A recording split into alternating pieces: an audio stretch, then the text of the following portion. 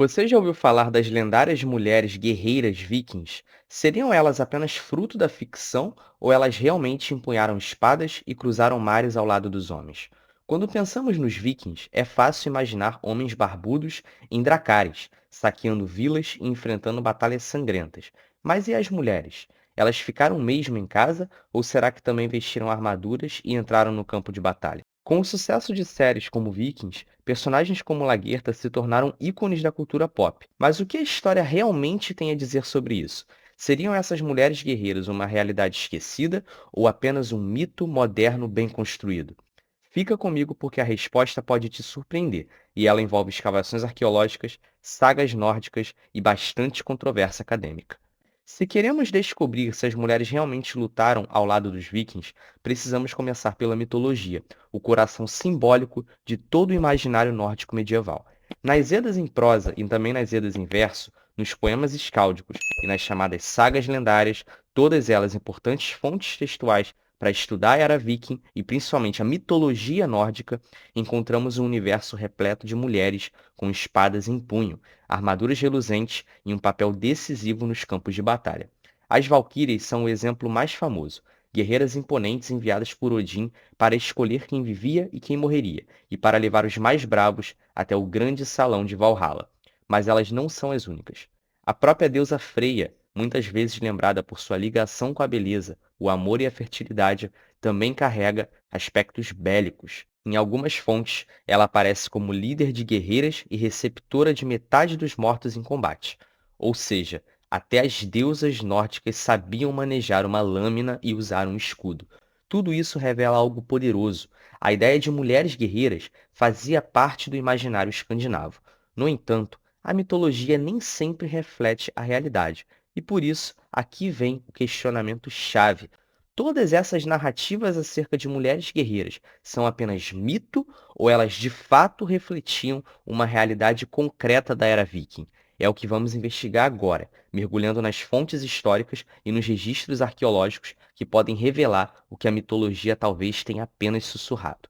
As sagas islandesas, apesar de terem sido escritas séculos depois da Era Viking, por volta do século XIII, ainda são uma das principais janelas que temos para entender aquele universo. E o curioso é, nelas, as mulheres guerreiras quase não aparecem. Ou melhor, não aparecem de forma direta. Nenhuma personagem feminina armada surge nas sagas mais, entre aspas, realistas e históricas. Mas isso muda quando entramos nas chamadas sagas lendárias, obras que misturam mito, heroísmo e tradição oral. É nelas que começamos a encontrar mulheres diferentes, mulheres armadas. A saga de Ragnar Lothbrok, que inspirou o personagem da famosa série Vikings, e a saga de Hrolf Galtrexon apresentam personagens femininas empunhando espadas, vestindo armaduras e participando ativamente de combate. Já no século XII, mais próximo do fim da Era Viking, encontramos a Gesta Danorum, do cronista Saxo Grammaticus, que descreve com espantosa riqueza de detalhes donzelas guerreiras em campos de batalha. E o mais fascinante, nessas narrativas, as mulheres não eram meras coadjuvantes. Elas lideram pequenos exércitos, travavam duelos, usavam vestes masculinas, mudavam seus nomes e muitas vezes até mesmo comandaram campanhas bélicas inteiras. Mas aí vem a dúvida: isso tudo era real? Essas fontes textuais de fato refletiam a realidade concreta daquela sociedade ou daquelas sociedades? Durante muito tempo, os historiadores responderam que não. A visão predominante era clara: essas histórias seriam invenções tardias, puramente literárias. Durante muito tempo, toda a historiografia acerca da Era Viking, toda a escandinavística, boa parte dos historiadores, a maioria deles, acreditavam que todas essas documentações, na verdade, refletiam invenções tardias acerca de mulheres desempenhando papéis importantes dentro do campo de batalha, principalmente em relação a papéis de liderança. De acordo com os historiadores, tanto as sagas lendárias quanto os Saxo Gramáticos, por exemplo, haviam construído uma ficção posterior envolvendo donzelas guerreiras, quando na verdade as mulheres não detinham papéis importantes no campo de batalha. Alguns historiadores até acreditavam que elas poderiam deter papéis de liderança dentro do ambiente doméstico e até mesmo no âmbito de seus vilarejos, mas nunca em relação aos exércitos. Mas tudo isso começou a mudar há bem pouco tempo. Mas não foi por causa de uma nova saga descoberta, foi por causa da arqueologia. e uma descoberta que virou esse debate de cabeça para baixo. Em 1878,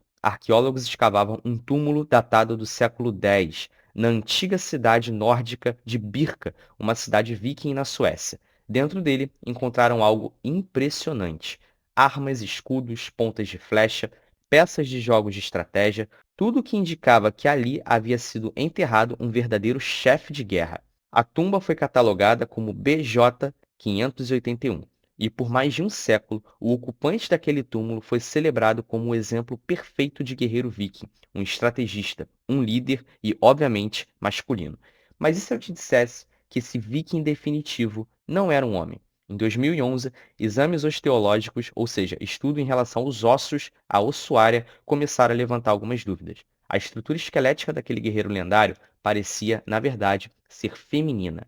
A hipótese soa absurda para muitos. Como assim? Uma mulher enterrada com todos os símbolos da elite militar viking? Especialistas torceram o nariz, mas a dúvida ficou no ar. Então veio o ano de 2017. Foi nesse ano que uma equipe realizou testes genéticos no material da tumba, e o resultado caiu como uma bomba na comunidade acadêmica. O grande guerreiro de Birka, enterrado na BJ 581, era de fato uma mulher.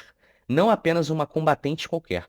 Tudo indicava, todos os artefatos da tumba indicavam que ela era uma líder militar, com status de reconhecimento digno de uma comandante viking. E aí, de repente, todo o relato de Saxo Grammaticus acerca das donzelas guerreiras e das líderes militares, assim também como o papel das mulheres guerreiras nas sagas lendárias, começou a fazer sentido, e a mitologia representando as valquírias, e também a deusa Freya empunhando espada, escudo e armadura, acabou fazendo muito mais sentido e mais articulada, mais associada à realidade concreta da era viking. É claro, a maioria dos combatentes vikings ainda era composta por homens. De acordo com o escandinavista Neil Price, que escreve uma incrível obra intitulada Vikings, a história definitiva dos povos do norte, as mulheres guerreiras muito provavelmente nunca foram numerosas. Elas eram raras, exceções, pessoas incomuns. No entanto, agora sabemos, com base em evidências científicas e arqueológicas, que elas existiram. E isso não é mais apenas mitologia, é de fato história. Ah, e lembrando aqui de uma coisa muito importante. Os nórdicos antigos, os escandinavos do período medieval da chamada Era Viking, eles jamais se conheciam como viking. Viking não é uma atribuição étnica. Na verdade, a palavra viking, ela se refere a uma espécie de verbo associado a saques, associado a pilhagens, mas ela não era utilizada por esses povos para se autodefinirem, tranquilo? Eles se definiam de acordo com seus regionalismos, de acordo com seus vilarejos, de acordo com as grandes regiões em que habitavam, até mesmo regiões mais urbanizadas e, posteriormente, há entidades mais bem delimitadas, como por exemplo a Suécia, a Dinamarca, a Noruega, mas eles jamais se viam como vikings. Só que esse termo ainda é aceito no meio acadêmico para se referir ao conjunto dessas populações da Escandinávia medieval, tranquilo? E eu também fiz um vídeo incrível falando sobre a chegada desses vikings à América 500 anos antes de Colombo. Então, se você quer saber mais sobre isso, eu vou deixar esse vídeo na tela final e na descrição para você conferir depois, tranquilo? Não esqueça de deixar seu like e se inscrever no canal, porque isso vai me ajudar demais a continuar produzindo conteúdo aqui para o YouTube. Nos vemos no próximo vídeo. Um grande abraço.